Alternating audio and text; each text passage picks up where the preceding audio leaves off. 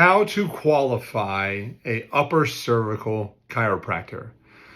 Over the past several months, we have been working diligently to find doctors across the United States utilizing a website that was created by a very good friend of mine called uppercervicalcare.com.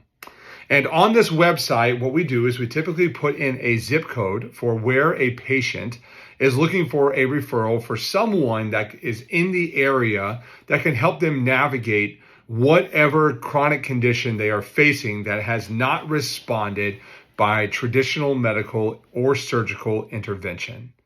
And in this process, I have diligently followed up with every single one of those patients to ensure that the referral that was done correctly and that they were given to a person who is actually an upper cervical chiropractor.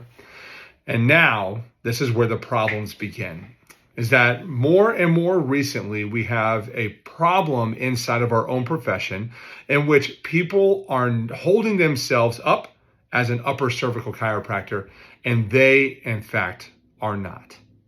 Thus, today's video. Today, I am going to lay out for you a step-by-step process that you as a patient can use to ensure that the person that you are interviewing does upper cervical chiropractic. So, number one that we're going to start with is that person must use objective measures to assess the integrity of your nervous system. A leg length does not count. Scales don't count. None of these spinal contractures, head tilts, side of cheek elevation, side of ear being lower, shoulder elevated, hip rotated, all of that is completely subjective nonsense. In a court of law, it is crap.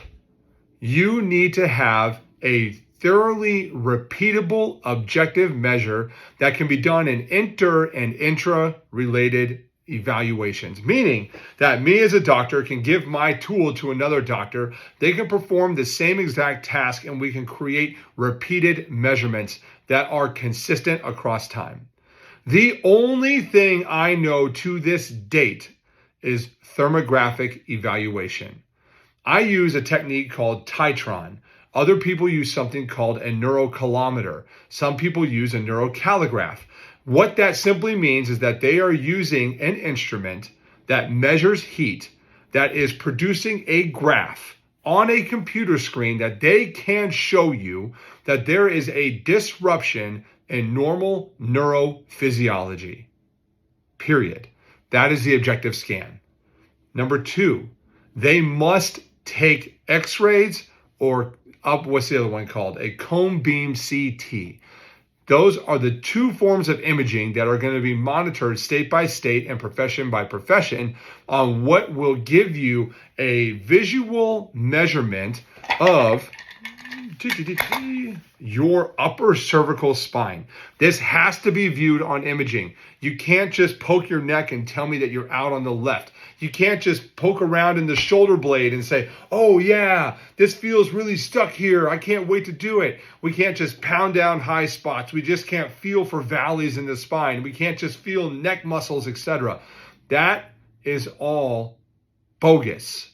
The only way to evaluate the malposition of a bone is going to be by taking an image. And the only images that we utilize in upper cervical training and upper cervical practice is an x-ray, which is a upper cervical series based upon what technique you practice, or a cone beam CT based upon the litigation of the state that you are practicing in. I hope that makes sense. So if you're in Texas, you can come see an upper cervical doctor. We take x-rays. We may refer you to a dentist who does a cone beam CT, right? But those are the two forms of imaging. Other states, you're allowed to use a cone beam CT. California has it, South Carolina has it, Florida has it, but in Texas, we have to use x-rays. Number three, that person must adjust you. So if we put number one and number two together, number one, they have to have a neurological reason for delivering an adjustment that is proven by an objective measure in the form of a thermograph.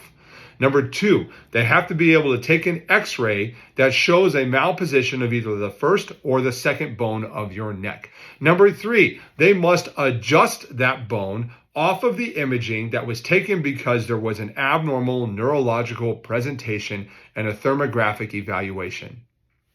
Number 4, you must rest post-adjustment somewhere between 20 and 30 minutes on a bed or on a zero gravity environment inside that doctor's office.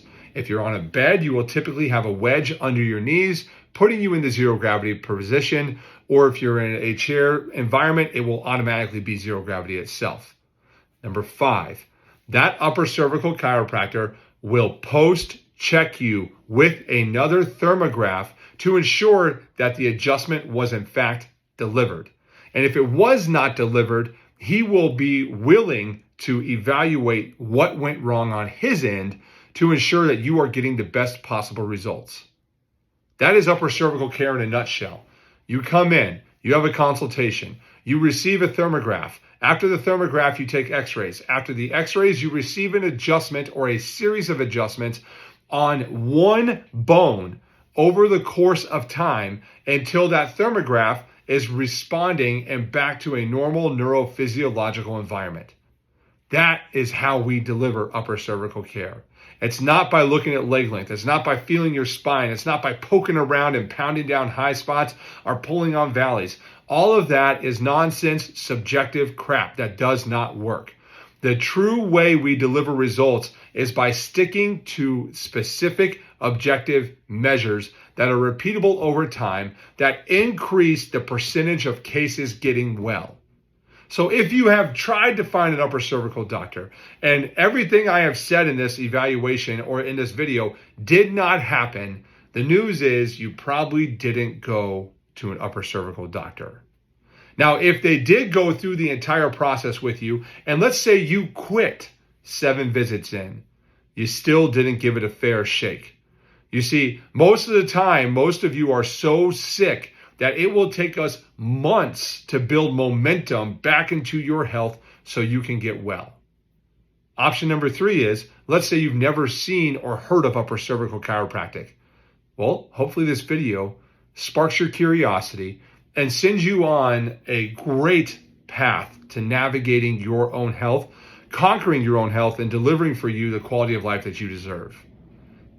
Remember, people, you have to scan, you have to take images, you have to adjust, you have to rest, you have to scan again, and then you are managed through care over a course of time.